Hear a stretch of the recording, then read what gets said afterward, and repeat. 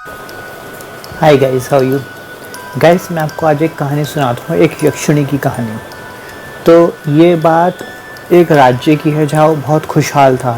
वहाँ का राजा था, वो भी दयालु था, सबकी मदद करने वाला था।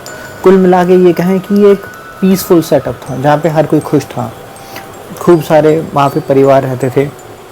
क्या होता है, इस खुशहाली के बीच में उस राज्य में एक यक्षिणी का आगमन होता है। आगमन I mean like she comes into this palace, but not palace, but in that गांव, in that राज्य वो आती है। लेकिन वो ऐसे पब्लिकली नहीं घूमती यक्षिणी बन के।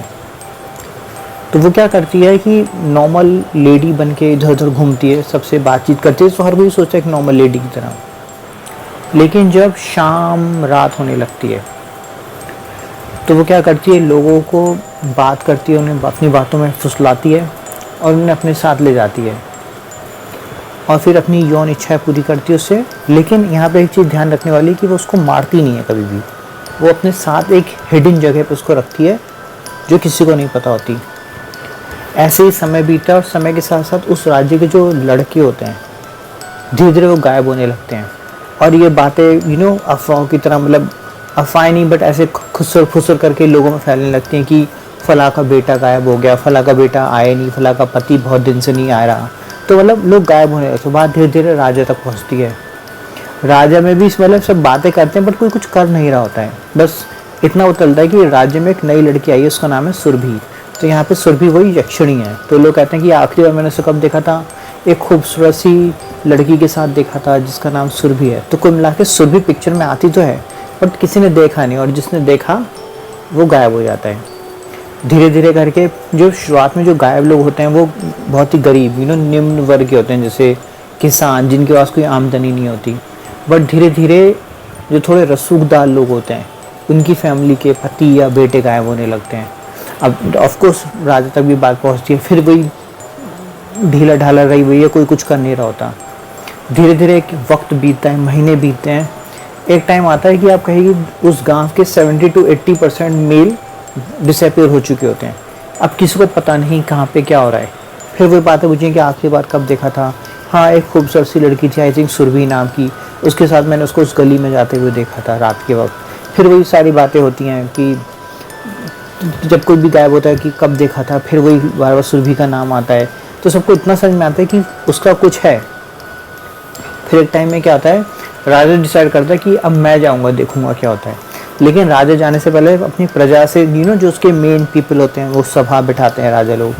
उन सबसे एक बात कहता है, एक बात सुनो, अगर मैं ना आऊँ 24 घंटे के अंदर तो सुरभि को गिरफ्तार कर लेना। और कह के चला जाता है। वो अपना ऐसे डोल लाता है, ऑफ कोर्स वेश बदल के, like not like a king but like a normal person.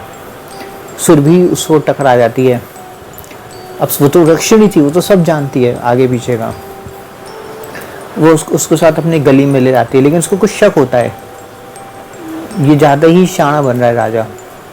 कहती है आज बहुत रात हो गई, फिर कल मिलते हैं। तो यानी वो इस बार उसको डिसअपियर नहीं करती राजा को, और उसको वापस अपने किंगडम में भेज देती है।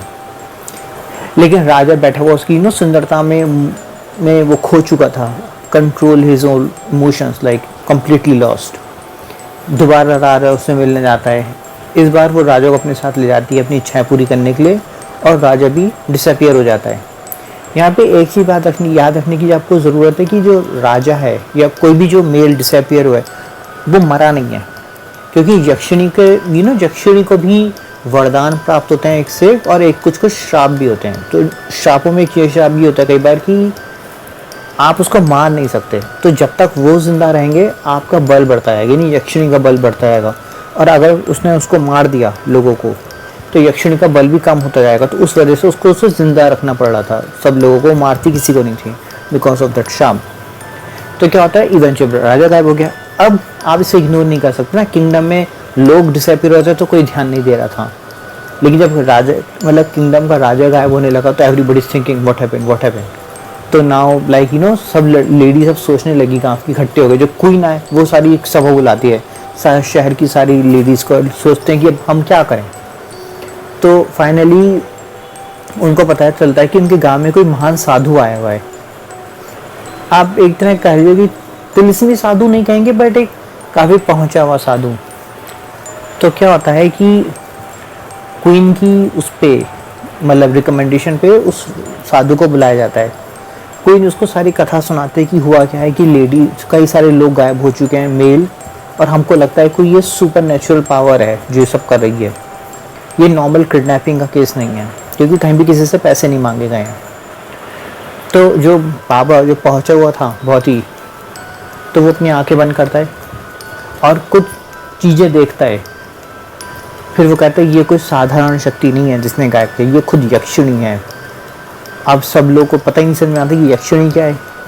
उन्होंने कहा ये कोई नॉर्मल भूत प्रेत नहीं है, ये एक अप्सरा है। बट यक्षिणी में भी दो किस्म की होती हैं, एक वो अच्छे काम करती हैं, धर्म को फॉलो करती हैं, एक होती हैं थोड़ी अधूरी प्यास वाली। ये वो वाली अधूरी प्यास वाली, और ये अपनी इच्छाएं पूरी करने के लिए इस तरह से लोगों को डिसअपियर कर रही है।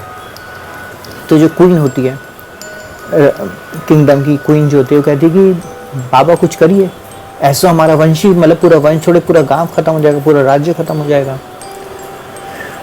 तो बाबा सोचता है कि मैं क्या करूं। उधर क्योंकि बाबा बहुत पहुंचा हुआ था, तो उधर यक्षिणी को पता लग जाता है कि कोई खतरे की घंटी बज रही है। वो सोचे क्यों ना अब मैं सीधा साधु पे अपना टारगेट बनाऊंगी। जब वो यक्षिणी साधु के पास पहुंचती है तो बाबा अपनी आंखें बंद कर लेता है, उसकी तरफ देखता नहीं। उसको पता है कि अपनी आंखों से ये मुझे कंट्रोल कर लेगी। बाबा आंखें बंद कर लेता है। फिर बोलती है कि तुम मुझे जानते हो क्या? बोला अपना परिचय दो। अब वो बहुत खूबसूरत थी, जो उसको देखता वो बहक जाता और उसके साथ चल देता। ऐसे तो उसने सारे लोगों को किडनैप किया, बट ये पहुंचा हुआ साधु ये जानता था कि यक्षिणी क्या कर सकती है। अभी तक सबने आंखें नहीं खोली थी। फिर यक्षिणी उसको अपने बारे में सच बता देती है कि मैं एक यक्षिणी हूँ। उसने कहा यक्षिणी को बहुत ताकत मिली होती है, बाबा उससे कहता है, और बहुत ज़्यादा ताकत के साथ एक रिस्पॉन्सिबिलिटी आती है। तुम्हारी रिस्पॉन्सिबिलिटी थी लोगों को उनकी दुखों से लाइक फ्रीडम देना, तुमने तो उन्हें किडनैप ही कर डाला। तो यक्षिणी जो थी आखिर में थी तो एक अप्सरा ही एक तरह से, तो उसको एक तरह से ग्लानि सी फील होने लगती है। तो बोलती है अब मैं क्या करूं? उसने कहा सबसे पहले तुम ये काम करो कि तुमने जितनों को भी किडनैप किया है उनको फ्रीडम दे दो। यक्षिणी थोड़ा पुलिस वुलिस पढ़ती है, कुछ चीज़ें पढ़ती हैं, और धीरे धीरे वो सारे लोग आज़ाद हो जाते हैं। अच्छा, यहाँ पे एक चीज़ और जो बात ध्यान रखने की कि इसने किडनैप करके रखा कहाँ था जो लोगों को मिलने। आपको सोचो मैं एक शहर की आबादी गायब कर दूँ तो कहीं तो रखूँगा। बाद में वो रिवील करती है जो राजा का राजा का जो पैलेस था उसके नीचे एक अंडरग्राउंड सुरंग बना रखी थी, मैं वहीं पर रखती थी। अब जाहिर होता है राजा के घर में कोई थोड़ी चीज़ों को ढूंढता है। अब ये उसके नीचे अंडरग्राउंड था, वहाँ पे उसने सारे लोगों को बंदी बना के रखा हुआ था। और बाद में वो सबको रिलीज़ कर देती है। उसे अपनी गिलानी का पछतावा होता है, और बाबा क्या कहता है कोई नहीं, तुमने क्योंकि अब सब कुछ सही कर दिया है तो तुम पे कोई मतलब मैं तुम्हें कोई नुकसान नहीं पहुँचाऊँगा। और वो मुस्कुराती है और वहाँ से चली जाती है। बट इस कहानी में एक ट्विस्ट और भी है कि जैसे जब भी वो आती थी यक्षिणी, हवा में ना एक सुगंध आ जाती थी, एक smell, in A positive way I am saying, जो आपको एक तरह से स्लीपी मूड में डाल देती है, जिससे आप रिलैक्स हो जाते हो, फिर एक तरह से आपको वश में किया जा सकता है। बाबा रियलाइज़ करते हैं कि यक्षिणी चली तो गई है बट हवा में उसका एक हल्का सा असर है। तो सवाल ये है कि वो चली गई है या यहाँ पे कुछ और हो रहा है, या कोई और आने वाला है, या कोई और आ चुका है। फ्यूचर में स्टोरीज देखते रहने के लिए हमारे चैनल को सब्सक्राइब करेगा और टेल मी, आप बताएगा आप वहाँ पे होते राजा की जगह या प्रजा का कोई हिस्सा होते तो आप क्या करते यक्षिणी से बचने के लिए? कमेंट सेक्शन में जरूर बताएगा गाइस।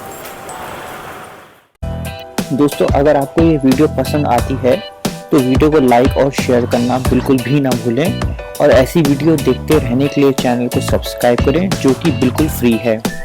चैनल सब्सक्राइब करने के लिए रेड सब्सक्राइब बटन पर क्लिक कीजिए, उसके बाद फिर बेल आइकन पर क्लिक कीजिए, उसके बाद और पर क्लिक कीजिए। है।